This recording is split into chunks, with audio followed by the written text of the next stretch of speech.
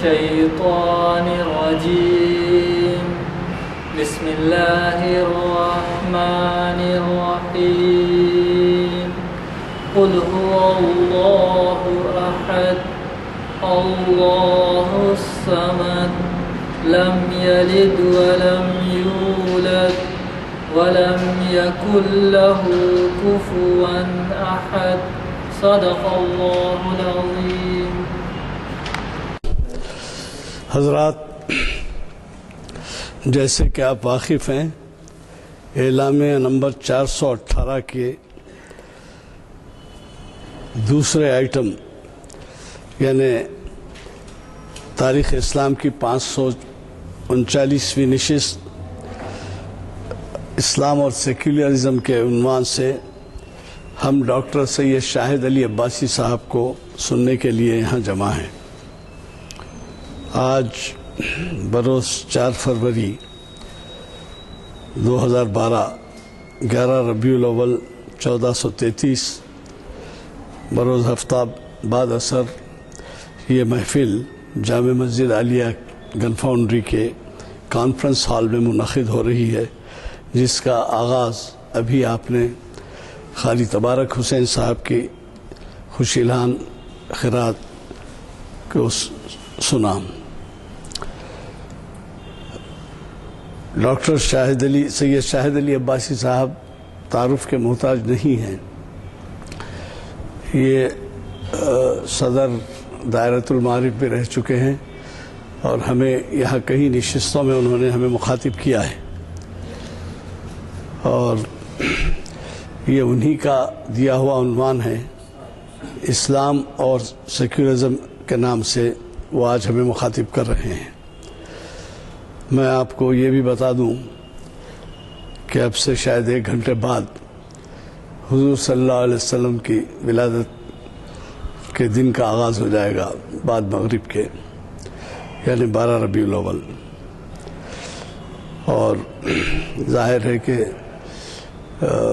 اس کا جو کچھ بھی جشن منایا جا رہا ہے وہ اخبارات کے ذریعے آپ کو اطلاع مل رہی ہوگی، اور یہ عجیب اتفاق ہے کہ ہماری یہ محفل بھی ایسے ہی سمجھیے مبارک موقع پر منعقد ہو رہی ہے۔ میں آپ کو ایک چیز اور یاد دلا دینا چاہتا ہوں کہ ہماری یہ جو ویب سائٹ ہے اس کے بارے میں کئی لوگ دریافت کرتے رہتے ہیں۔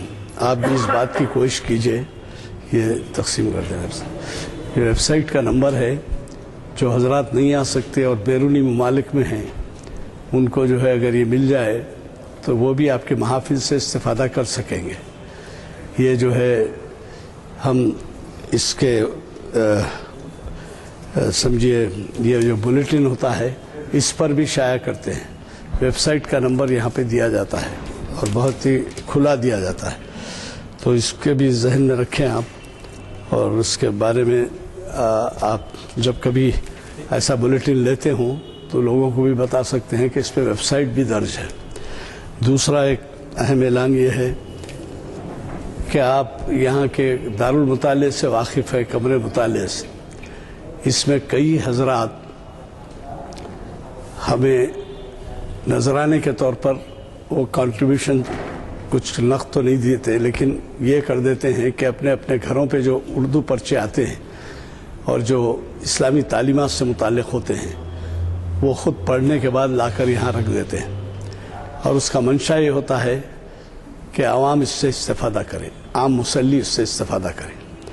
آپ جا کے دیکھ سکتے ہیں ٹیبل پہ یعنی ایک انبار لگا ہوا ہے مختلف پرچوں کا، اور یہ دینی پرچے ہندوستان کے مختلف مقامات سے نکلتے ہیں، اور ان پرچوں کی افادیت آپ کو اسی وقت سمجھ میں آئے گی جب آپ ان کا مطالعہ کریں۔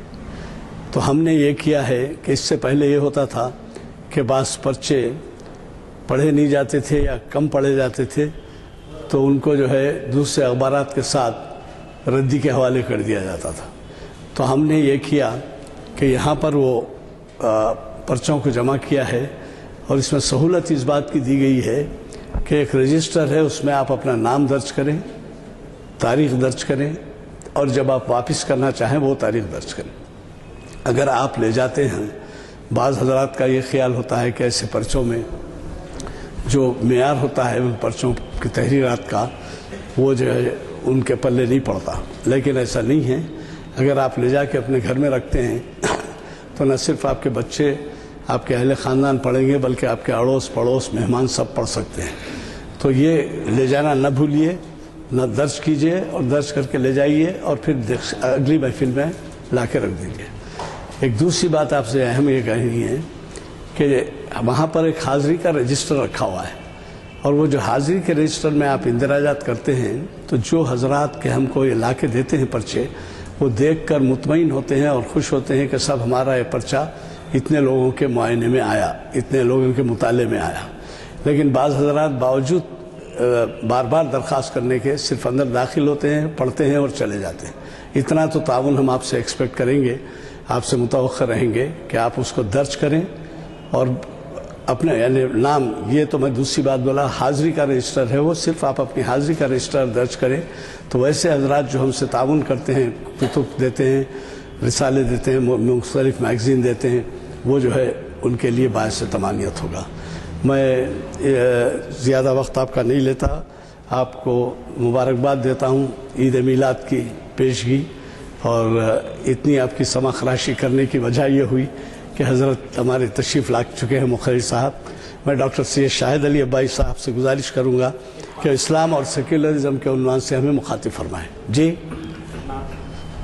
ذرا یصلون علی النبی یا ایھا الذین آمنوا صلوا علیہ وسلموا تسلیما۔ قیامت اٹھانے کا مقصد ہو کچھ بھی، قیامت اٹھانے کا مقصد ہو کچھ بھی، مگر دیکھنے کی قیامت رہے گی۔ قیامت اٹھانے کا مقصد ہو کچھ بھی، مگر دیکھنے کی قیامت رہے گی۔ نمایاں نمایاں محمد رہیں گے اور محمد کے اطراف امت رہے گی۔ نمایاں نمایاں محمد رہیں گے اور محمد کے اطراف امت رہے گی۔ شعر سنیے کہ کسی کے بھی وہم و گماں میں نہیں تھا، کسی کے بھی وہم و گماں میں نہیں تھا، اس انداز سے ختم ہوگی نبوت۔ کسی کے بھی وہم و گماں میں نہیں تھا، اس انداز سے ختم ہوگی نبوت۔ بظاہر چراغ نبوت نہ ہوگا، مگر روشنی تا قیامت رہے گی۔ بظاہر چراغ نبوت نہ ہوگا، مگر روشنی تا قیامت رہے گی۔ مقامات محمد کا اگر اظہار ہو جائے، مقامات محمد کا اگر اظہار ہو جائے، خرد کی آنکھ لگ جائے، جنوں بیدار ہو جائے۔ خرد کی آنکھ لگ جائے، جنوں بیدار ہو جائے۔ دو عالم کی نظر اس کی نظر سے جھک کے ملتی ہے، دو عالم کی نظر اس کی نظر سے جھک کے ملتی ہے۔ میرے آقا کے قدموں کا جسے دیدار ہو جائے، میرے آقا کے قدموں کا جسے دیدار ہو جائے۔ اتر کر طور سے موسیٰ، شاعرانہ تعلی ہے کہ اتر کر طور سے موسیٰ ذرا آؤ مدینے میں، اتر کر طور سے موسیٰ ذرا آؤ مدینے میں۔ یہاں ممکن ہے دونوں کا تمہیں دیدار ہو جائے، یہاں ممکن ہے دونوں کا تمہیں دیدار ہو جائے۔ محمد بائے بسم اللہ کی تفسیر ہیں گویا، محمد بائے بسم اللہ کی تفسیر ہیں گویا۔ یہی نقطہ اگر پھیلے خط پرکار ہو جائے، اگر ہموار ہو جائے تیری نسبت محمد سے، اگر ہموار ہو جائے تیری نسبت محمد سے، خدا تک جانے والا راستہ گلزار ہو جائے، خدا تک جانے والا راستہ گلزار ہو جائے۔ بھلا جبریل نے پہلے کہاں دیکھا تھا یہ منظر، بھلا جبریل نے پہلے کہاں دیکھا تھا یہ منظر، کہ رہبر راہ میں رہ جائے راہی پار ہو جائے۔ مقامات محمد کا اگر اظہار ہو جائے خرد کی آنکھ لگ جائے جنوں بیدار ہو جائے. اللہ رب العالمین والصلاة والسلام على سید المرسلین وعلى آلہ واصحابہ واتباعہ اجمعین.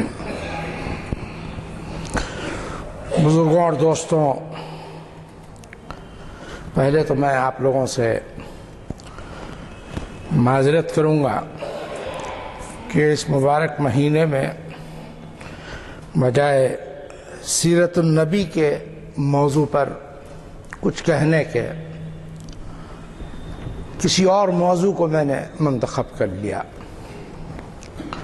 اس پہ شرمندگی ہے مجھے بہت. اللہ تعالیٰ مجھے معاف فرمائے. آپ لوگوں سے بھی یہی درخواست ہے، میرے لیے دعا فرمائیں. سیکولرزم اور اسلام، یہ سیکولرزم کیا معنی رکھتا ہے، اس کا کیا مفہوم ہے، کہاں سے آیا ہے، اور جو عام طور کے اوپر اردو میں اس کا ترجمہ لا مذہبی، لا مذہبیت یا لا دینیت کے نام سے کیا جاتا ہے، وہ کہاں تک صحیح ہے، اس پہ انشاءاللہ کچھ بات کریں گے. دوسرے، اسلام اور اس نظریے کا باہمی تقابل بھی انشاءاللہ کرنے کی کوشش کریں گے. سیکولرزم اصل میں لاطینی لفظ ایک ہے سیکولر،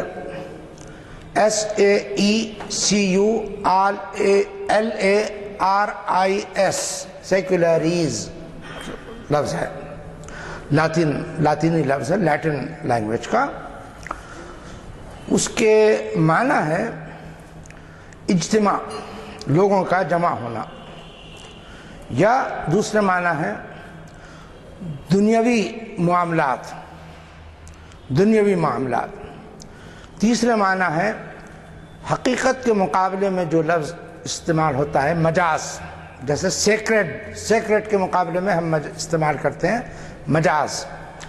یا یوں سمجھیے ایک چیز ہوتی ہے جس کو ہم مقدس سمجھتے ہیں، دوسری چیز اس کے مقابلے میں ہوتی ہے وہ غیر مقدس ہوتی ہے. تو یہ ضروری نہیں کہ غیر مقدس چیز بالکل بیکار ہو، عبث ہو، ایسا تو نہیں ہے، لیکن اس کے معنی یہ آتے ہیں کہ اس میں تقدس کا کوئی پہلو نہیں ہے. اس لفظ کی اپنی ایک تاریخ ہے، مختصر سا میں عرض کروں گا اس سلسلے میں 2-4 جملے انشاءاللہ.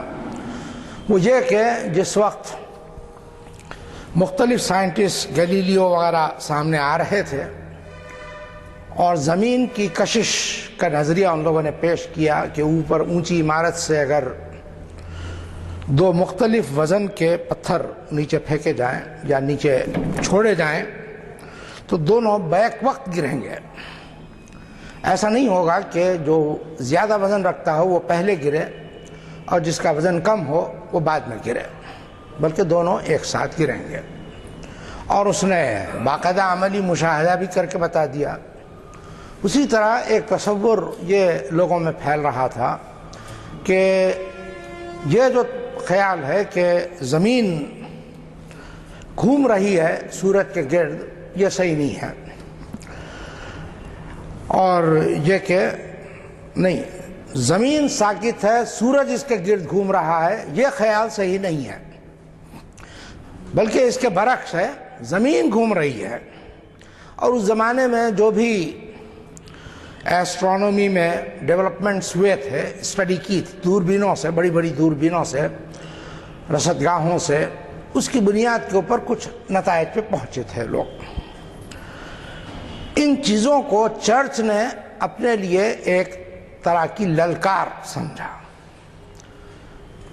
چونکہ چرچ کی تعلیمات میں یہ تھا کہ زمین ساکت ہے اور سورج اس کے گرد گھوم رہا ہے، اور اس بنیادی خیال کے متضاد یہ خیال پیش کیا جا رہا ہے کہ نہیں، بات اس کے بالکل برعکس ہے. تو گویا بات اللہ سے منسوب، حضرت موسیٰ علیہ السلام کی طرف منسوب کتاب تورات کی طرف جاتی ہے. اور انجیل کی طرف جاتی ہے. لہذا ان لوگوں نے ان سائنٹسٹ کو سزا دینا زیادہ مناسب سمجھا اور مختلف قسم کے آزار ان لوگوں کو پہنچائے گئے. زبان بندی کا اعلان ہوا. اس کے بعد یعنی 3 صدی یورپ کے ایسے گزرے جن کو تاریک دور کہا جاتا ہے. 10th to 13th century. 13th century میں 13ویں صدی عیسوی میں ایک طرح کا نشأت ثانیہ شروع ہوا جس کو ہم اپنی زبان میں یا خود انگریزی میں رینائزاں کہتے ہیں. انگریزی میں سمجھنے کے لیے ریوائیول آف لرننگ. اس میں یہ تھا کہ جو کچھ آپ لوگ اپنا عقیدہ رکھتے ہیں ٹھیک ہے رکھیے، آپ کو ہم اس سلسلے میں چھیڑتے نہیں، لیکن ہمارا جو مشاہدہ ہے وہ اس کے برعکس کچھ بات کہتا ہے. تو جس طرح آپ کو اپنا خیال پیش کرنے کی اجازت ہے دوسرے کو بھی اپنا خیال پیش کرنے کی اجازت ہے. لوگوں کو اپنے طور کے اوپر فیصلہ کرنے دیجیے کہ ثبوت و شواہد کی روشنی میں کس کا خیال قوی بنیادیں رکھتا ہے. یہ ایک تصور شروع ہوا اور آپ کو حیرت یہ ہوگی کہ یہ سارے واقعات جو چرچ کے ہیں اس وقت ان کا کوئی تذکرہ نہیں کرتا، اور چرچ نے یہاں تک بالادستی اختیار کر لی تھی کہ اپنی مرضی سے حکمرانوں کا انتخاب کرتا تھا.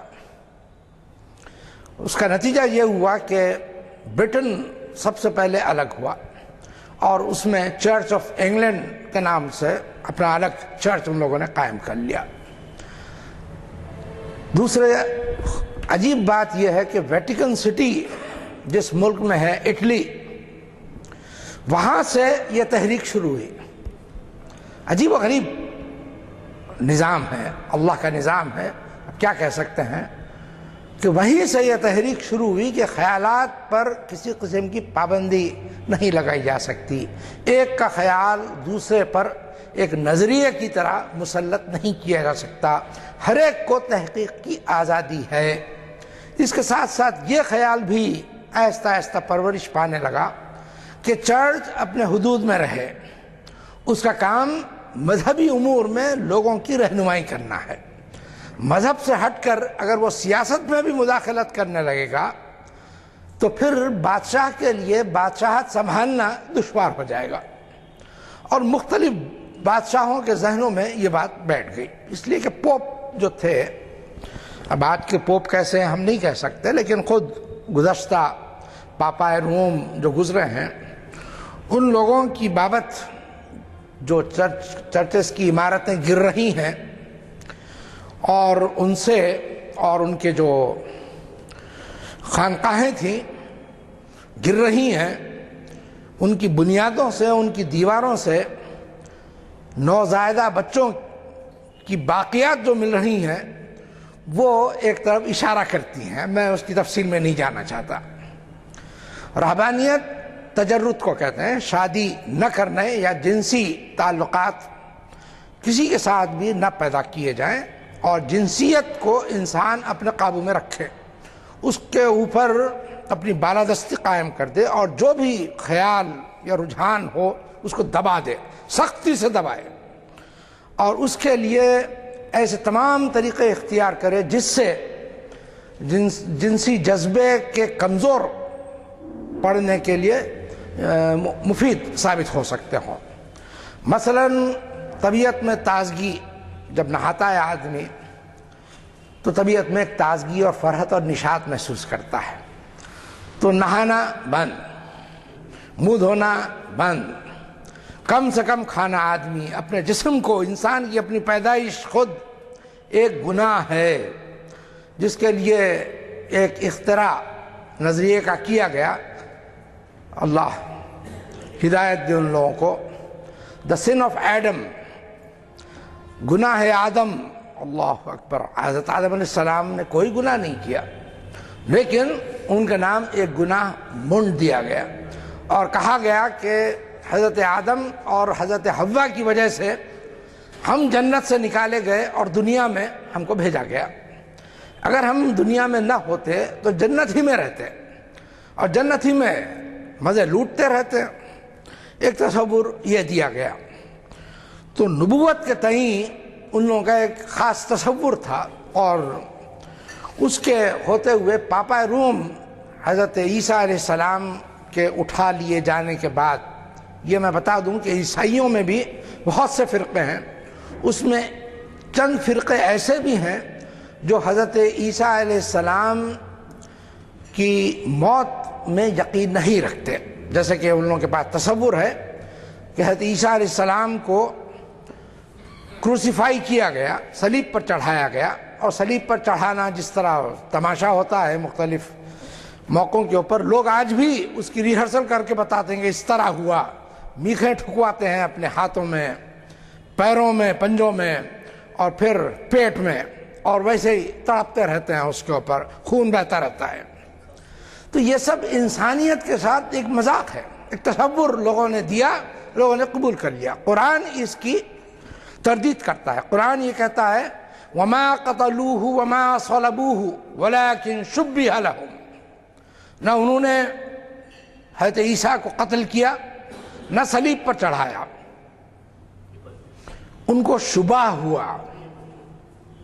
بَلْ رَفَعَهُ اللَّهُ، بلکہ اللہ تعالیٰ نے ان کو زندہ اٹھا لیا. حضرت عیسیٰ علیہ السلام کو اللہ تعالیٰ نے زندہ اٹھا لیا.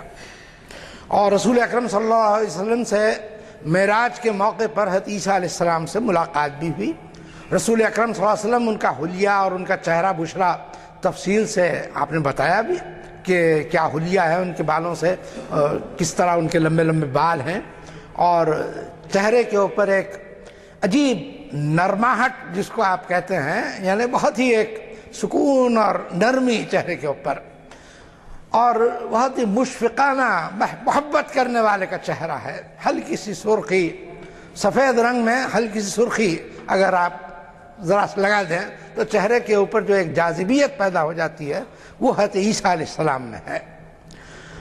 اور رسول اکرم صلی اللہ علیہ وسلم اس کے بعد آگے بڑھ گئے پھر، اور واپسی میں معراج سے جب واپس ہو رہے تھے اللہ سے ملاقات کے بعد اور گفتگو کے بعد، نمازوں کی فرضیت کے بعد، تو حضرت موسیٰ علیہ السلام سے تو ملاقات ثابت ہے، لیکن حضرت عیسیٰ علیہ السلام سے ملاقات کے تذکرے سے احادیث عام طور کے اوپر ساکت ہے.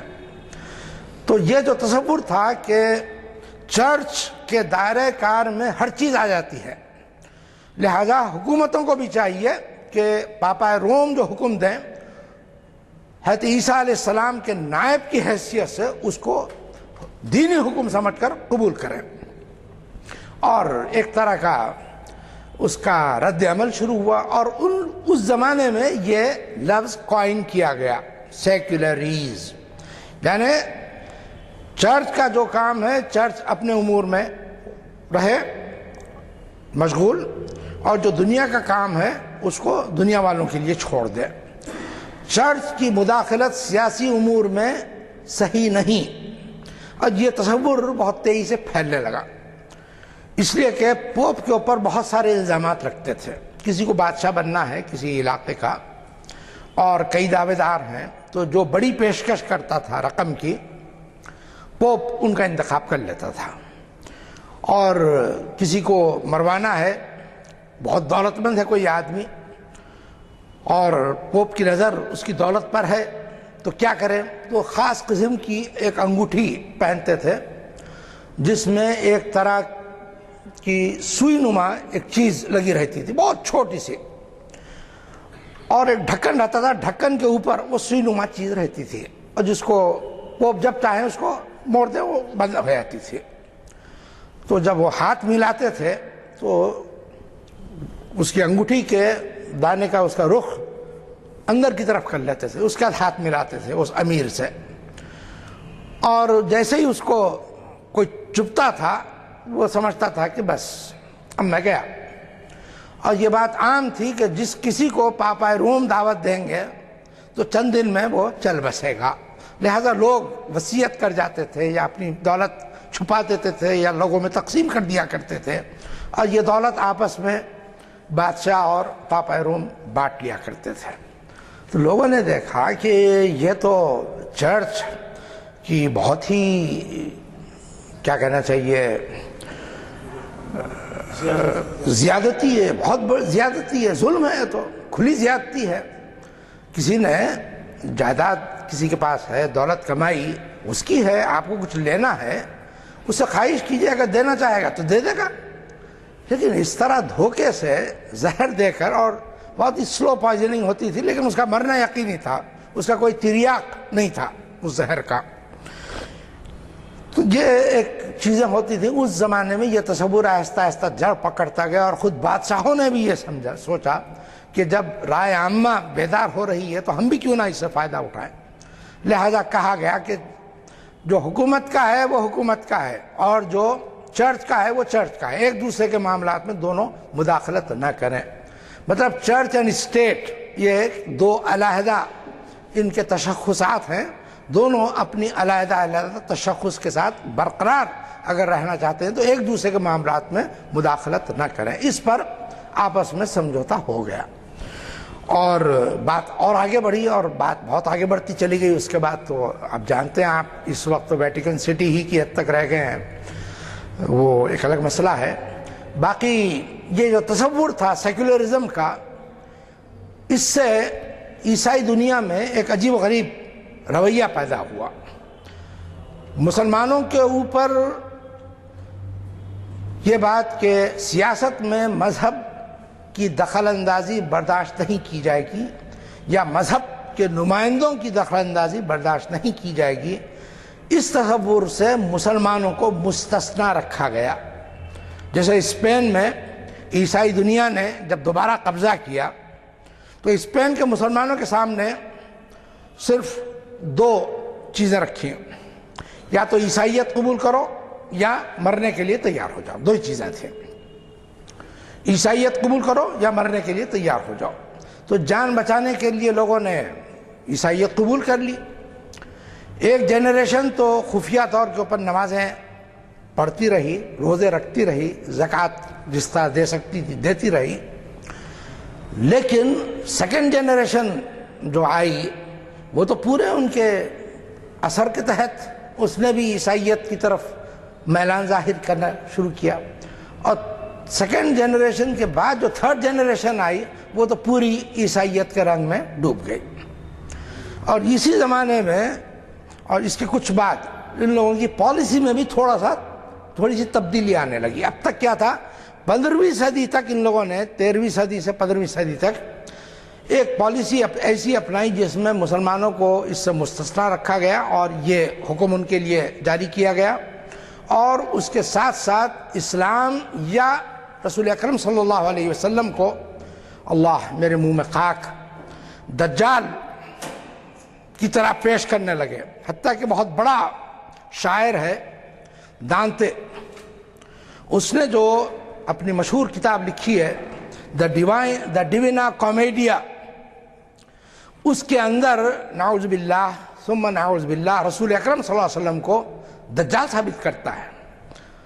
اور کسی نے نہ اس سے پوچھنے کی کوشش کی، نہ آج پڑھانے والے یہ سوال پوچھتے ہیں کہ دجال کو قتل کرنے کے لیے تو تمہارے عقیدے کے مطابق بھی حضرت عیسیٰ علیہ السلام دوبارہ نازل ہوں گے۔ رسول اکرم صلی اللہ علیہ وسلم آئے بھی، دنیا کو درس ہدایت دے کر چلے بھی گئے، اور اسلام دنیا بھر میں آہستہ آہستہ پھیلنے لگا، بڑی تیزی سے بعض علاقوں میں پھیلا۔ حضرت عیسیٰ علیہ السلام کیوں نہیں نازل ہوئے دوبارہ؟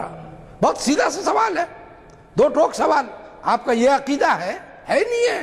آپ کی اپنی کتاب میں آپ لوگ خود یہ کہتے ہیں۔ اگر خدا نخواستہ رسول اکرم صلی اللہ علیہ وسلم دجال تھے تو حضرت عیسیٰ علیہ السلام کو دوبارہ آنا چاہیے تھا، کیوں تشریف نہیں لایا؟ تو دلوں میں جو چور ہے وہ، اب دیکھیے خود دانتے نے تصور لیا ہے رسول اکرم صلی اللہ علیہ وسلم کی معراج کے واقعے سے، اور پوری کتاب کے اوپر اس کا اثر نمایاں ہے۔ یعنی رسول اکرم صلی اللہ علیہ وسلم کا جو سفر ہوا اپنے مکان سے مسجد حرام سے پھر مسجد اقصیٰ میں انبیاء علیہ السلام کی امامت کرنا، اور پھر وہاں سے جہاں اللہ تعالیٰ نے فرمایا جبرائیل السلام کا وہاں لے جانا، اب وہ چیزیں پراسرار ہیں، ہمارے اوپر واضح نہیں کی گئیں۔ کہاں گئے سوائے اس کے کہ جہنم آپ کے سامنے لائی گئی، جنت آپ کے سامنے لائی گئی، آپ نے دیکھا جنت میں کون ہے، جہنم میں کون ہے، اور پھر اللہ کے دربار میں آپ کی پیشکشی ہوئی، اور جبرائیل نے کہا کہ اب آگے آپ ہی کو جانا ہے، مجھے اس سے آگے ایک قدم بڑھانے کی بھی اجازت نہیں، اگر میں ایک قدم بھی اپنی حد سے آگے بڑھوں تو جلا کر خاک کر دیا جاؤں، اب آپ اپنے اس سے جائیں۔ رسول اکرم صلی اللہ علیہ وسلم تصور کیجئے کیسے جسم میں سنسنی ہو رہی ہوئی ہے آپ کی، اللہ سے ملاقات ہو رہی ہے، اللہ سے گفتگو ہونے والی ہے، اللہ کی بارگاہ میں رسول اکرم صلی اللہ علیہ وسلم حاضر ہونے والے ہیں۔ بہرحال اللہ کے رسول صلی اللہ علیہ وسلم کی اللہ سے گفتگو ہوئی، اور پھر اللہ تعالیٰ نے اللہ تعالیٰ کا دیدار کیا آپ نے، اور پھر واپس ہوئے اور نمازوں کا تحفہ ہمارے آپ کے لیے لے آئے، اور یہ اللہ کے رسول صلی اللہ علیہ وسلم پر لاکھوں لاکھوں کروڑوں کروڑ درود، مستقل درود، اللہ اکبر، اللہم صلی وسلم وبارک علی سیدنا محمد وعلی آل محمد۔ تو یہ جو تصور پیدا ہوا لادینیت کا آپ کو عجیب معلوم ہوگا، لیکن یہ حقیقت ہے کہ اسلام یا مسلمانوں کو اس سے استثناء کیوں دیا گیا، لیکن اگر غور کریں تو بات صاف ہو جائے گی۔ عیسائیت جو الزام وہ مسلمانوں پر یا اسلام پر لگاتے ہیں کہ تلوار کے زور سے پھیلا، یہ حقیقت خود عیسائیت پر صادق آتی ہے۔ اگر عیسائیت حضرت عیسیٰ کے نام پر کوئی مذہب تسلیم کیا جائے تو، اس لیے کہ ہمارے پاس اس وقت تحقیق ہو رہی ہے شعبے میں، اور اس وقت کی تحقیق انشاءاللہ آگے بات آئے گی، عیسائیت کا حضرت عیسیٰ علیہ السلام سے کوئی تعلق نہیں، سوائے اس کے کہ ان کے نام سے منسوب ہے۔ باقی نہ تورات موجود، نہ اناجیل اربعہ، انجیل جو حضرت عیسیٰ علیہ السلام پر نازل ہوئی وہ موجود، نہ زبور موجود، کوئی صحف، کچھ نہیں باقی، کچھ بھی نہیں باقی۔ یہ خود عیسائی محققین آج کے کہہ رہے ہیں اور کھل کے کہہ رہے ہیں کہ کوئی کتاب آسمانی کتابوں میں سے سوائے قرآن کے موجود نہیں ہے۔ اب ان لوگوں نے یہ تصور جب آہستہ آہستہ آگے بڑھنے لگا اور جو سمجھوتا ہوا اس کے اثرات دکھائی دینے لگے، تو اب یہ ظاہر ہے ڈیموکریسیز قائم ہونے لگیں، اور freedom of speech, freedom of movement, Liberty, equality and fraternity, یہ جو فرانسیسی انقلاب فرانس آیا اس نے یہ نظریات دیے، لبرٹی آزادی، ایکوالٹی مساوات، برابر، سب تمام انسان برابر ہیں، اور فریٹرنیٹی سب بھائی بھائی ہیں، ایک ہی خاندان ہے۔ تو مذہب کی بنیاد کے اوپر لوگوں میں تقسیم نہیں کی جا سکتی۔ اس کے ساتھ ساتھ لوگوں میں یہ جو کہ خود دیکھتے تھے کہ ہمارا مسلمان بھائی ہے، اتنا بااخلاق، اتنا خلیق، اور ہر ایک کی خدمت میں مشغول، اور اس کے اوپر یہ لوگ ظلم کی انتہا کیے ہوئے ہیں۔ انکویزیشن کے نام سے احتساب کی ایک تحریک بھی چلی، اور حیرت یہ ہوگی کہ یہ عیسائی علماء نے چلائی، اور ان لوگوں نے خاص طور کے اوپر نشانہ بنایا مسلمانوں کو، یا ان سے عقیدے میں جو اختلاف رکھتا ہو ان کو، اور بے دینی اور گمراہی پھیلانے کا الزام لگاتے ہوئے ان لوگوں کو قتل کر دیا جاتا تھا، اور ان کا مال چرچ لے لیتا تھا، یا بادشاہ اور چرچ میں آپس میں انڈرسٹینڈنگ تھی، تقسیم ہو جاتی تھی۔ تو یہ عجیب و غریب، یعنی بولتے کچھ تھے کرتے کچھ تھے۔ حضرت عیسیٰ علیہ السلام سراپا محبت ہے، بھئی آپ بھی سراپا محبت ہوئیے۔ جیسے آج کل خبروں میں آ رہی ہے بات، جناب اوباما حضرت عیسیٰ علیہ السلام کی تعلیمات سے بہت متاثر ہیں، بولتے ہیں۔ یہ ان کا تاثر ہے جو عراق میں ہم دیکھ رہے ہیں، شام میں دیکھ رہے ہیں، لیبیا میں دیکھا، افغانستان میں دیکھا، پاکستان میں، ساری دنیا میں ایک دہشت بنا ہوا ہے امریکہ۔ ایران کی بات جی، ایران، اللہ محفوظ رکھے گا۔ لوگ اپنی جگہ منصوبے بناتے رہتے ہیں، نشانے پر ایران ہے، اور صرف ایران نہیں، اسلامی دنیا، اور اس کے پیچھے مفروضہ کیا ہے؟ مفروضہ یہ ہے کہ مسلمان ممالک دوبارہ متحد نہ ہو جائیں، اس لیے کہ اگر یہ متحد ہو جائیں تو ان کے پاس نیوکلیئر ٹیکنالوجی بھی ہے، ان کے پاس پیسہ بھی ہے، ان کے پاس ہیومن ریسورسز بھی ہیں، اور ان کے پاس زمین ہی زمین ہے، کہیں پہ بھی تجربے کر سکتے ہیں اور کچھ بھی ہو سکتا ہے۔ تو پہلے سے ایک ہوا کھڑا کیا گیا، یہ ہوا یہودی ہنٹنگٹن جس نے مشہور کتاب لکھی The Crash of Civilization، اس نے یہ نظریہ پیش کیا، یہودی ہے وہ خود اور اسٹریٹجسٹ ہے امریکہ میں۔ بش اس کتاب سے بہت متاثر تھا اور خود اس نے اقبال کیا ہے بش نے، اور اس کے بعد یہ شروع کیا۔ بہرحال میں آپ کو سیکولرزم کا بیک گراؤنڈ بتا رہا تھا۔ اب اس کے بعد آئیے، اب جب موجودہ حکومتوں کا دور آیا تو یہ سوچا گیا کہ اگر مذہب کی بنیاد پر کوئی حکومت قائم ہوتی ہے تو وہ آگے چل ہی نہیں سکتی۔ کیوں نہیں چل سکتی؟ اس لیے کہ مذہبی قائدین کی گرفت لوگوں کے اوپر نہیں رہی۔ یورپ اور امریکہ میں جس طرح آزادی خیال کو ترجیح دی گئی ہر چیز کے اوپر، انڈیویجولزم جس کو کہتے ہیں، فرد کی آزادی کو کوئی سلب نہیں کر سکتا۔ فرانسیسی فلسفی روسو نے یہ بات کہی تھی کہ man is born free but he is in chains everywhere. انسان آزاد پیدا ہوا ہے لیکن ہر جگہ مختلف قسم کی قیدوں میں گرفتار ہے۔ کہیں سیاست کی قید ہے، کہیں مذہب کی قید ہے، کہیں رسومات کی قید ہے، کہیں روایات کی قید ہے، کہیں معاشرے کا جبر اس کے اوپر مسلط ہے۔ فیصلہ وہ خود نہیں کر سکتا، اس کا خاندان کرتا ہے، یا اس کا جو آس پاس محلے والے ہیں وہ کرتے ہیں، یا معاشرہ کرتا ہے۔ انسان کو اختیار نہیں ہے فیصلہ کرنے کا، تو اس کے خلاف ظاہر ہے انسانی آزادی اللہ تعالیٰ نے خود دی ہے۔ اس میں اگر کوئی سختی کرے گا تو اس کا رد عمل ظاہر ہوگا۔ چنانچہ آج ہم خود اپنے معاشرے میں دیکھتے ہیں کہ آزادی میں لوگ کس انتہا تک پہنچ رہے ہیں۔ سافٹ ٹارگٹ جس کو کہا جاتا ہے، اللہ مجھے معاف کرے اس طرح کھل کے آپ لوگوں کے سامنے کہہ رہا ہوں میں، کہ جب جنسی انارکی پھیلتی ہے، ڈاکٹر مجید خان صاحب کا لیکچر بھی ہے آج مغرب کے بعد، جو ممکن ہو تو اٹینڈ کریں، اس لیے کہ ڈاکٹر صاحب بہت فکر انگیز باتیں کہتے ہیں۔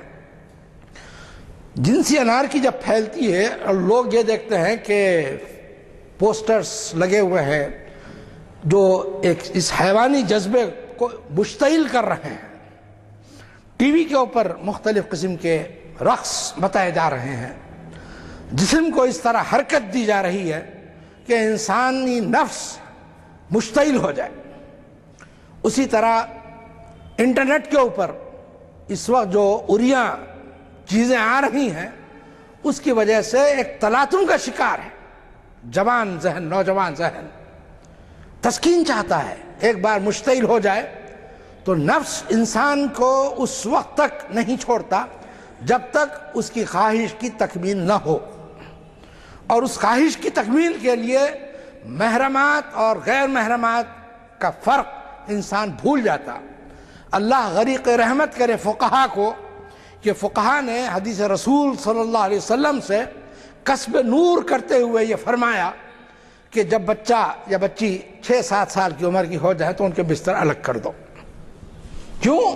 اس لیے کہ ہم جنسی پھیل رہی ہے، اللہ معاف کرے۔ اور ایک چادر یا ایک رضائی یا ایک لحاف کے نیچے 2 لوگ نہ لیٹیں۔ دیکھیے آپ کتنی، میاں بیوی ہیں تو دوسری بات ہے، میاں بیوی نہ ہو تو ان کو اجازت نہیں ہے۔ فقہا نے بہت اس سے یہ کہا کہ باپ کے لیے بھی ایک خاص عمر کے بعد، وہ لوگ کہتے ہیں مشتہا، یعنی جس وقت لڑکی کی طرف انسان جنسی بھوک میں نظریں اٹھانے لگے، اس وقت باپ کا اس کی طرف نظر اٹھا کر دیکھنا بھی مناسب نہیں ہے۔ اپنی بیٹی ہے کہ اس کو لپٹاتے ہیں۔ اللہ رحم کرے، اگر جنسی جذبہ حرکت میں آیا، اس کی علامتیں ہیں کچھ، تو بیوی سے رشتہ ٹوٹ جاتا۔ یہ اچھی طرح سمجھ لیجئے اس کو۔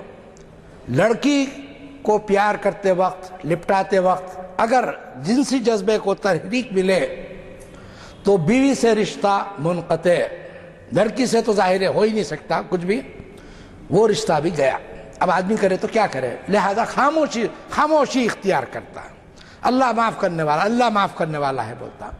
اب اللہ معاف کرے گا نہیں کرے گا یہ معلوم ہوگا جب اللہ تعالیٰ نے راستے بتا دیے شادیوں کے، شادیاں آسان کرو تاکہ زنا مشکل ہو جائے، آدمی بجائے اس کے یہ کرنے لگا۔ اور بعض گھروں میں جس طرح یہاں رپورٹنگ ہو رہی ہے، اور یہ کوئی نئی بات نہیں ہے، اس طرح کے سوالات کیے جاتے تھے، اور میں نے جس عمر میں یہ حصہ پڑھا میری رونگٹے کھڑے ہو جاتے تھے، اور میں فقہا کے اوپر بہت غصے میں آ جاتا تھا کہ یہ کس طرح کی بیہودہ باتیں لکھ رہے ہیں۔ مگر جب خود مجھ پہ جوانی کا دور آیا تو معلوم ہوا کہ جوانی کیا چیز ہوتی ہے۔ اللہ محفوظ رکھے اس فتنے سے۔ تو گھروں میں بہنوں کو شکار بناتے ہیں لوگ، بھاوجوں کو شکار بناتے ہیں لوگ، اپنے قریبی اعزاء جو بھی ان کو شکار بناتے ہیں لوگ۔ ایک عجیب قسم کی انارکی اس وقت پھیلی ہوئی ہے۔ تو مذہب میں، یا یوں سمجھیے آپ، مذہب کی مداخلت سیاست میں نہ ہو، یہاں دوبارہ ہم آتے ہیں۔ اس میں یہ ہے کہ اس کا مطلب کیا ہے؟ مطلب یہ کہ جیسے انڈین ریپبلک ہے، ڈیموکریسی ہے یہاں پہ، اس کے ساتھ ساتھ یہ بھی کہا گیا کہ ایک سیکولر کنٹری ہے۔ مطلب یہ کہ حکومت کے جو معاملات ہوں گے، حکومت کی طرف سے نہ کسی خاص مذہب کی سرپرستی کی جائے گی، نہ اس کی اشاعت کے لیے کوئی اقدام اٹھایا جائے گا، نہ اس کی اشاعت و تبلیغ کے لیے کوئی پیسہ بجٹ میں الگ سے رکھا جائے گا، نہ لوگوں میں دین کی تبلیغ، کسی بھی دین کی تبلیغ کرنے والوں کی ہمت افزائی کی جائے گی، نہ کسی مذہب کو قبول کرنے سے لوگوں کو روکا جائے گا۔ آدمی کو اختیار ہے، جس مذہب کو چاہے اختیار کر لے، حکومت کا اس سے کوئی سروکار نہیں، حکومت اس میں دخل اندازی نہیں کرے گی۔ مدرسوں میں، تعلیمی نصاب میں کسی ایک مذہب ہی کی نمائندگی نہیں ہوگی۔ حکومت کی نظر میں تمام مذاہب کا برابر اور مساوی درجے میں احترام کیا جائے گا۔ مطلب یہ کہ سیکولرزم کا مطلب یہ نہیں ہے کہ وہ مذہب بیزار ہے، یا مذہب کے خلاف ہے، یا دین کے خلاف ہے۔ یہ بھی اس کے اندر اس کا ایک جز ہے، نہیں ہے خلاف، لیکن یہ کہ مذہب سے اس نے اپنے آپ کو الگ کر لیا۔ مطلب یہ کہ جو حکومت کے اراکین رہیں گے وہ اپنی ذاتی حیثیت سے اپنے گھر میں یا اپنے طریقہ عبادت، جو طریقہ عبادت اختیار کرنا چاہے کر لیں گے، لیکن اس کو اپنے کیا کہنا چاہیے جائے ملازمت پر اس کا اظہار نہیں کیا جائے گا۔ جس طرح تصویریں لگائی جاتی ہیں، اگربتیاں سلگائی جاتی ہیں اور ناریل توڑے جاتے ہیں، یہ سب چیزیں نہیں ہوں گی۔ یہ سیکولرزم میں it is some thing understood, یہ ہے۔ اور اسی چیز کو لے کر راجیو گاندھی نے شروع کیا تھا کہ سرکاری دفاتر سے مذہبی علامات ہٹا دی جائیں گی، اور اس کی ایسی مخالفت ہوئی، اور آپ کو معلوم ہے مخالفت کس حد تک پہنچی کہ اس کو جان سے ہاتھ دھونا پڑا۔ آج بھی یہ مزاج ہے، جارحانہ مزاج ہے لوگوں کا۔ ان لوگوں خود معلوم ہمارا اپنا کوئی ایک عقیدہ نہیں، بلکہ اپنے طریقے کو یہ کہتے ہیں کہ مذہبی نہیں ہے، بلکہ رہنے کا ایک طریقہ ہے۔ ارے ٹھیک ہے، رہنے کا آپ کا ایک طریقہ ہے، ہمارا ایک طریقہ ہے، رہنے کے مختلف لوگوں کے مختلف طریقے رہتے ہیں، تو آپس میں پرامن طریقے پر بھی رہ سکتے ہیں، ایک دوسرے کا احترام کرتے ہوئے، خیال رکھتے ہوئے۔ مگر یہ جو ایک اندیشہ ہے کہ اسلام تیزی سے پھیلتا جا رہا ہے، بلکہ اسلام اتنی تیزی سے نہیں پھیل رہا جتنی تیزی سے عیسائیت ہندوستان میں پھیلائی جا رہی ہے، پیسوں کے ذریعے، دواؤں کے ذریعے، مختلف ناموں کے اوپر۔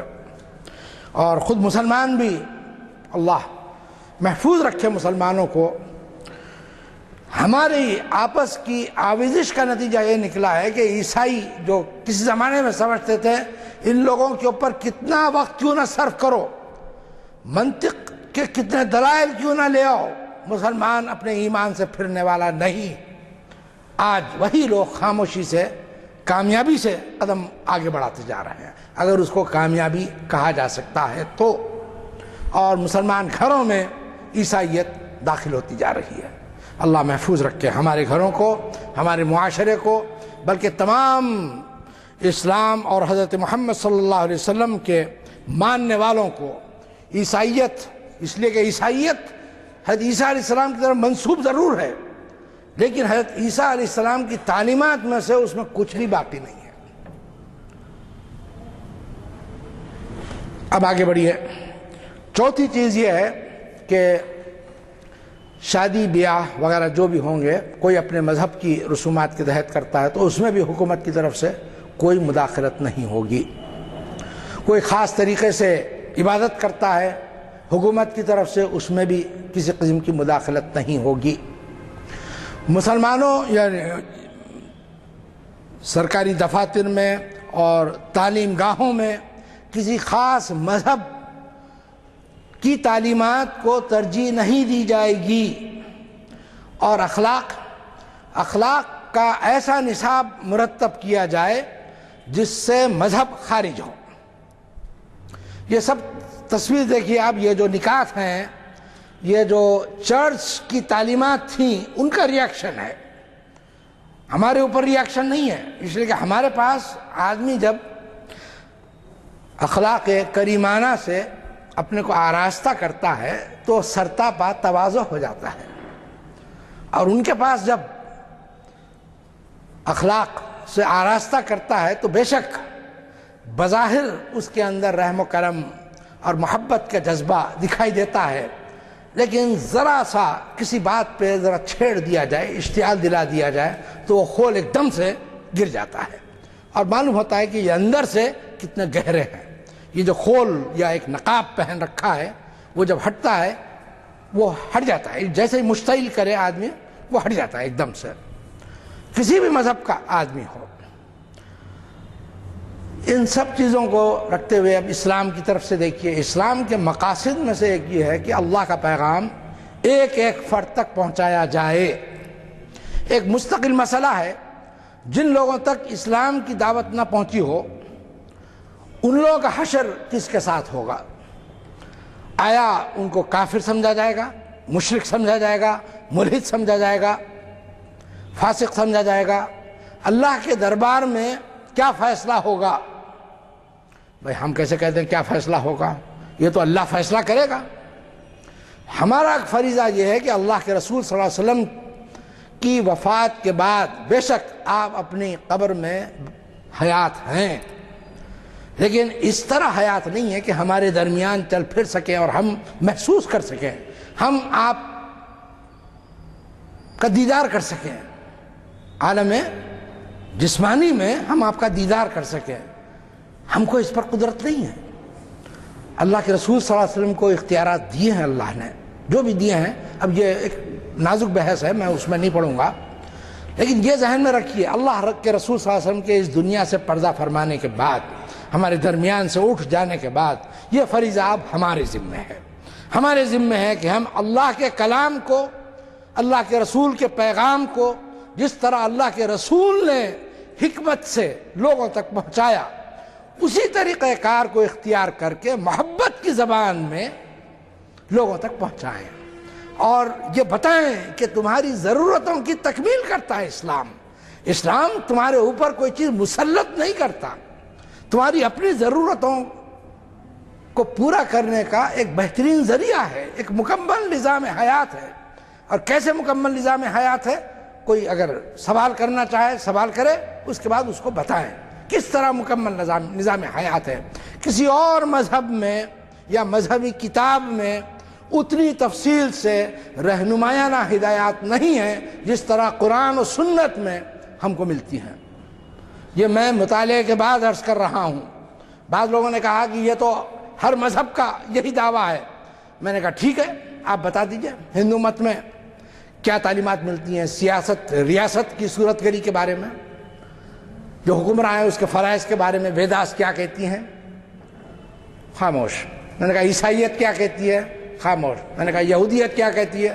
خاموش۔ میں نے کہا بدھ مت کیا کہتا ہے؟ خاموش۔ تو یہ کہہ دینا کسی ہر مذہب یہی دعویٰ کرتا ہے ہر مذہب میں ہے یہ، تو بھئی آپ مطالعہ کریں اس کے بعد بتائیں ہے نہیں ہے۔ اپنی طرف سے یہ کہہ دینا، جبکہ قرآن الحمدللہ سیاست میں بھی ہماری رہنمائی کرتا ہے، معاشرے کی صالح معاشرے کی تشکیل میں ہماری رہنمائی کرتا ہے، قرآن مجید حقائق دنیاوی میں بھی ہماری رہنمائی کرتا ہے، قرآن مجید اقتصادی میدان میں بھی ہماری رہنمائی کرتا ہے، قرآن مجید اخلاقیات میں بھی ہماری رہنمائی کرتا ہے۔ یہ جو ہم ڈھکوسلا کرتے ہیں، تواضع، یہ جس کو یہاں کی زبان میں بولتے ہیں وزاداری، اس زمانے میں آپ لوگوں کچھ لوگوں نے سنا ہوگا بعض لوگوں کی بابت کہ جب وہ گھر پہ ملتے تھے تو پہلے شیروانی پہنتے تھے، اس کے بعد باہر نکلتے تھے۔ شیروانی پہنے بغیر، میں نام نہیں لینا چاہتا لوگوں کا، لیکن ایسے لوگ اس کو کہتے ہیں وزاداری کہتے ہیں ہم لوگ۔ کیا اللہ کے رسول بھی اسی طرح نکلا کرتے تھے؟ اللہ کے رسول صلی اللہ علیہ وسلم یا خود قرآن مجید میں کیا ہے؟ خذوا زینتکم عند کل مسجد، جب اللہ کے دربار میں حاضر ہو اس وقت اپنے آپ کو آراستہ کر لو۔ ہم اللہ کے دربار میں تو جس طرح چاہے آ جاتے ہیں، تقریبات میں یا لوگوں سے ملنے کے لیے ایک خصوصی لباس پہن کے آتے ہیں، یعنی نعوذ باللہ اس آدمی کی حیثیت اللہ سے بڑھ گئی۔ اللہ اکبر۔ اپنا محاسبہ کریں ہم لوگ۔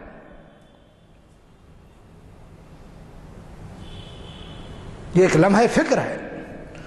دوسرے یہ کہ اسلام کا تو بنیادی کام پیغام حق پہنچانا ہے، ہمارے اوپر یہ فرض ہے۔ ہاں، اگر کسی تک حق اس طرح نہیں پہنچایا گیا جس طرح کے پہنچانے کا حق تھا، تو اس کی بابت ہم یقین سے یہ نہیں کہہ سکتے کہ وہ جہنمی ہے۔ اس کی بابت علماء نے پہلے ہی تحقیق کے بعد یہ لکھ دیا کہ اللہ تعالیٰ ان کی مغفرت فرما دے گا، اس لیے کہ ہم نے ان تک پیغام پہنچانے کا جو حق تھا، یعنی صرف پیغام پہنچانا ایسا نہیں کہ پتھر اٹھایا لے کے ڈھیلا مار دیا، ایسے نہیں، اللہ کے رسول کا جو طریقہ تبلیغ تھا اس طریقے سے اگر ہم پہنچائیں اور پھر آدمی اس کو قبول نہ کرے تو گویا فرض ادا ہو گیا، اور وہ جان بوجھ کر کفر کی راہ اختیار کیے ہوئے ہے، اس کی سزا کا وہ مستحق ہو گیا۔ کیا ہم نے اپنا فرض ادا کیا؟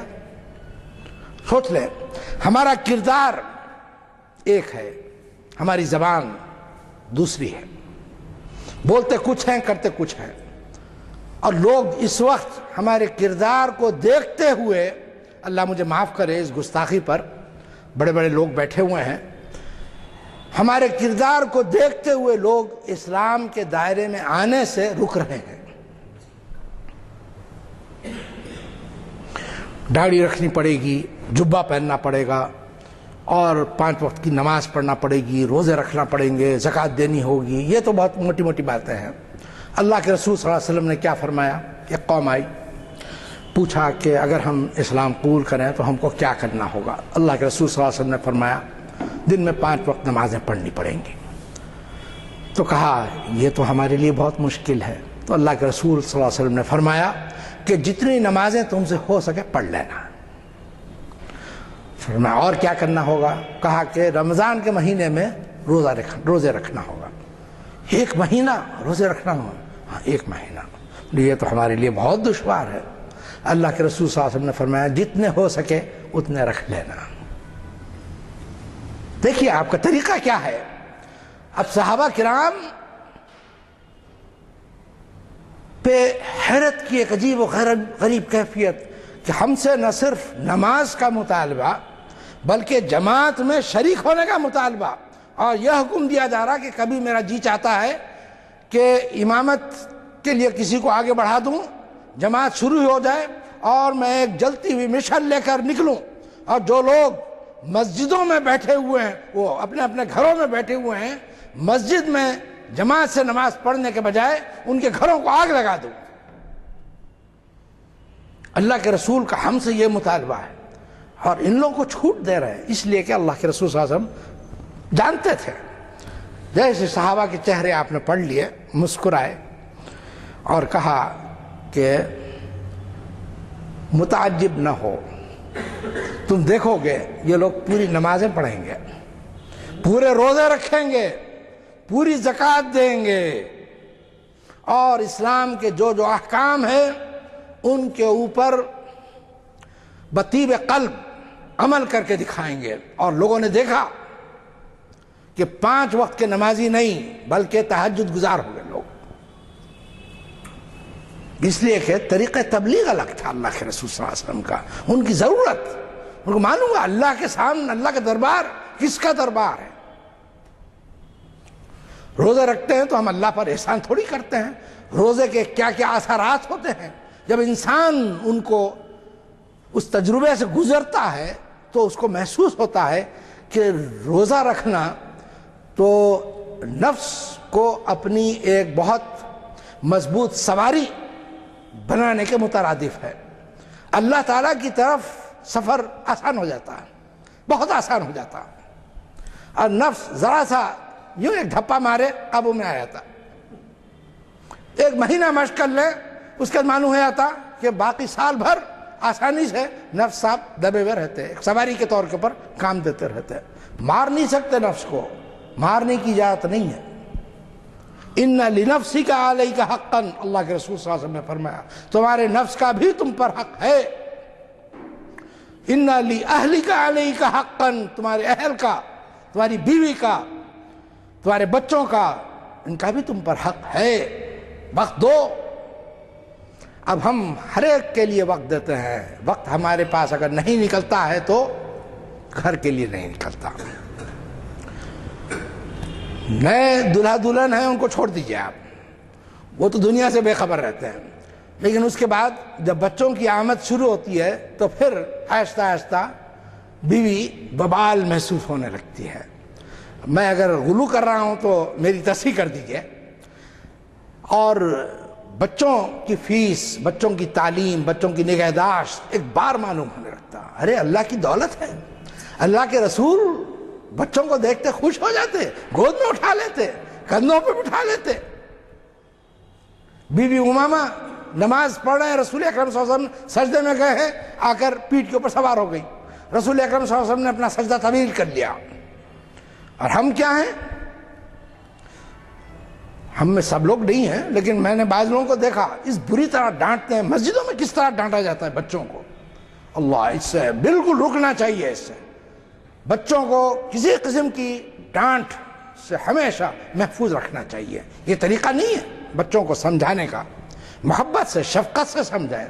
حضرت انس جو کہ کم عمر خادم تھے اللہ کے رسول کے صلی اللہ علیہ وسلم, ایک مرتبہ اللہ کے رسول کا ذکر فرما رہے تھے. کہا اللہ کے رسول نے کبھی مجھے کوئی کام دیا اور میں نے نہیں کیا تو پلٹ کے یہ نہیں پوچھا کہ انس میں نے تم کو کام دیا تھا, تم نے کیا کیوں نہیں, کبھی نہیں پوچھا.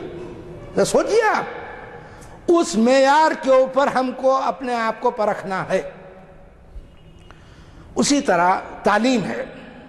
تعلیم کے بارے میں ہم کو کہا گیا طلب العلم فریضہ علی کل مسلم, علم کا حاصل کرنا ہر مسلمان پر فرض ہے. جب علم نہیں حاصل کرو گے تو ایمان میں قوت کیسے پیدا ہوگی. ایک عام تصور جو ہے کہ یؤمنون بالغیب کہہ کے کہتے ہیں اندھا ایمان مطلوب ہے, نہیں, یہ غلط فہمی ہے لوگوں کو. ہمارے فقہا نے, بڑے بڑے ائمہ نے یہ صراحت کی ہے, اور میں کتاب کا نام بھی آپ کے سامنے بتا رہا ہوں. جس کسی کو تحقیق کرنا ہو کر لے, شرح فقہ اکبر ملا علی قاری کی دیکھ لے. اس میں امام ابو حنیفہ, امام مالک, امام شافعی, امام احمد بن حنبل, امام اوزاعی, امام سفیان بن سعید الثوری, امام داود بن علی الظاہری اور 2-3 نام اور ہیں. یہ بڑے اونچے ایک پائے کے علماء ہیں, ائمہ اکرام ہیں. ان کا کہنا ہے کہ ایمان میں تقلید کا اعتبار نہیں ہے, ایمان کا تحقیقی ہونا ضروری ہے. آدمی اپنے طور کے اوپر تحقیق کرے, رسول اکرم صلی اللہ علیہ وسلم کی سیرت غور سے پڑھے, ایک ایک واقعہ پڑھے, پوری تحقیق کرے, قرآن مجید کی آیات پر غور و فکر کرے, تدبر کرے, اور کہے کہ کیا یہ کلام اللہ کے سوا کسی اور کا بھی ہو سکتا ہے؟ سوچے، کیا جو پے کرے محبت اللہ کے رسول کا تھا وہ اللہ کے رسول کے علاوہ کسی اور کا بھی ہو سکتا ہے؟ کسی زمانے میں جوش تھا، لوگ گاندھی جی کے بارے میں یہ کہتے تھے کہ اگر نبوت ختم نہ ہو چکی ہوتی تو گاندھی نبی ہوتے، نعوذ باللہ۔ غلو جب کرتے ہیں لوگ تو ایک اس انتہا پہ پہنچا دیتے ہیں۔ اور تصور کیجئے آپ، یہ وہ زمانہ تھا جب جس شخص نے اللہ کے رسول کی شان میں انتہائی گستاخی کرتے ہوئے ایک کتاب لکھی، رنگیلا رسول، اب مجھے کہتے ہوئے بھی شرم آ رہی ہے، سوامی شردھانند، اس کا اصل نام کچھ اور تھا، اس نے اپنا ایک نام یہ رکھ لیا تھا سوامی شردھانند، اس لیے کہ دیانند سرسوتی کی تحریک سے متاثر تھا، آریہ سماجی تحریک۔ اور رسول اکرم صلی اللہ علیہ وسلم کے بارے میں بہت ہی شرمناک چیزیں لکھی۔ اس شخص کو دلی کی جامع مسجد میں ممبر پہ کھڑا کر کے اس سے تقریر کرائی جاتی ہے۔ کتاب اس نے بعد میں لکھی۔ لیکن تصور کیجئے ہم کتنے بھولے ہیں، یا ہماری قائد کتنے بھولے ہیں۔ فار سائٹڈنس جس کو کہتے ہیں، جو سیاست کا جزو لازم ہے، ہر سیاسی قائد کے لیے اس کا ہونا ضروری ہے۔ کتنے قائدین میں یہ چیز ہے۔ اس وقت کی قیادت، میں اب نام نہیں لوں گا، بہت بڑے بڑے نام آتے ہیں، ان لوگوں کو اتنی ہمت ہو گئی، مسجد میں اس کو ممبر کے اوپر کھڑا کر دیا، اس سے تقریر کروائی۔ اور پھر ایک صاحب نے مستقل ایک کتاب لکھ دی جامع الشواہد کے نام سے، کیا غیر مسلمین کا مسجد میں داخل ہونا جائز ہے۔ ارے داخل ہونا الگ چیز ہے، آپ ممبر کے اوپر کھڑا کر کے اس کو مقرر ہونے کی حیثیت سے مدعو کر رہے ہیں، وہ خطاب کر رہا ہے اور آپ خاموشی سے سن رہے ہیں۔ وہ اپنے مندر میں جو بھی ان کی معبد ہو، کوئی بھی ہو، اپنے معبد میں آپ کو بلاتا ہے اس طرح کہنے کے لیے اپنی بات۔ پتہ نہیں، جب عقل پہ پردے پڑ جاتے ہیں مختلف چیزیں اور اس میں اس طرح کی حرکتیں لوگوں سے ہونے لگتی ہیں۔ تو سیکولرزم میں جہاں تک اچھے پہلو ہیں وہ یہ کہ سیاست اور مذہب دو الگ الگ دائرے ہیں، دونوں ایک دوسرے کے مخالف نہیں ہیں، بلکہ دونوں ایک ساتھ بھی کام کر سکتے ہیں۔ لیکن اسلام میں یہ ضروری ہے کہ سیاست اصول شرعیہ کے تابع ہو۔ مقاصد ریاست جو بتائے گئے ہیں قرآن مجید میں اور حدیث میں، جس میں پہلا یہی ہے کہ اعلاء کلمت اللہ، اللہ کا کلمہ سب سے بلند ہو۔ وقت ہو گیا صاحب، میں معافی چاہتا ہوں، زیادہ وقت لے لیا میں اور کچھ جوش میں بھی آ گیا، اللہ مجھے معاف کرے۔ کوئی سوال اگر کرنا چاہتے ہوں تو کر لیجئے، تاکہ 2-4 منٹ جو رہ گئے ہیں اس میں بات ہو جائے پوری، اس لیے کہ بعض پہلو میں اس وقت روشن نہیں کر سکا آپ کے سامنے۔ تو آپ کا دوسرا جو لیکچر رہے گا اس میں ایسی کچھ عنوان رکھ دیجئے کہ اس میں وضاحت ہو جائے۔ اگلا جو لیکچر ہے اس میں جو چشنا رہ گئی ہیں باتیں وہ۔ السلام علیکم حضرات، آج کافی عرصے کے بعد ڈاکٹر سید شاہد علی عباسی صاحب نے مخاطب کیا۔ عنوان سے متعلق پوری طرح سے انصاف ہوا۔ میں یہی توقع رکھوں گا کہ ان کا خیال ہے کہ کچھ باتیں اور رہ گئی ہیں، تو اگلے لیکچر میں وہ ہمیں استفادے کا موقع دیں گے۔ اور پھر دوبارہ چند حضرات بعد میں آئے ہیں، عید میلاد مبارک ہو، اور کسی لمحے 12 ربیع الاول کا آغاز ہو جائے گا 2-4 منٹ کے بعد۔ یہ ایک گزارش ہے کہ 6 فروری کو حافظ محمد اسحاق کمال قادری صاحب، جن سے آپ بہت اچھی طرح سے واقف ہیں، بلکہ پہلا لیکچر انہوں نے دیا تھا، جبکہ آج 431واں لیکچر ہے اور ہر سال 45 لیکچر ہوتے ہیں۔ فکر رسول ذکر رسول کے آئینے میں صلی اللہ علیہ وسلم، یہ عنوان ہے، ضرور شرکت فرمائیے 6 फरवरी पीर के दिन बाद नमाज असर इसी महफिल में। और फिर उसके बाद डॉक्टर यूसुफ आज़मी मुखातिब कर रहे हैं इकबाल की गज़लों का जायज़ा। महफिल इकबाल 84 653वीं नशिस्त है, 4 शंबा बाद असर 8 फरवरी को इसी मुकाम पर। एक और ऐलान है, हर महीना सेहत से मुताल्लिक़ एक लेक्चर होता है पब्लिक गार्डन में, आप जानते हैं। वो आपके जो लेक्चर है healthy body has a healthy mind, हमारे पास सामीन में से आते हैं लोग, इसलिए मैं ये जुर्रत कर रहा हूँ, और वो है फिटनेस मैटर्स। ये उन्वान से 7 बजे कल Maulana Abul Kalam Azad oriental institute research institute में ये लेक्चर है, इसमें शिरकत से इस्तिफादा फरमाएं। दुआ फरमाएं। अगर आप लोग इजाज़त दें तो आप लोगों की तरफ से खुद से मैं सवाल कर लूँगा। वो ये कि सेकुलरिज्म अगर वाकई इतनी अच्छी चीज़ है तो मुस्लिम ममालिक इसे क्यों कबूल नहीं करते? हाँ, जब मज़हब और सियासत का दायरा अलग अलग बताया गया है तो इसको जहन में रखिए कि तारीख़ी तनाजुर में हम देखेंगे तो मजहबी कायदीन ने मज़हब का इस्तेहसाल किया और उसके रद्द अमल के तौर के ऊपर सेकुलरिज्म वजूद में आया, ये नज़रिया वजूद में आया।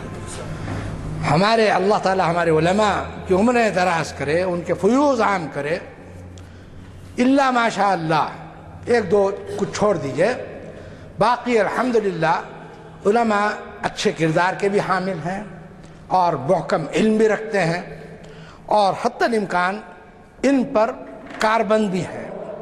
जैसे सूफ़ी के बारे में कहा गया, आलिम बाअमल, जो आलिम बाअमल हो वो अल्हम्दुलिल्लाह हमारे उलमा मज़हब का इस्तेहसाल नहीं करते।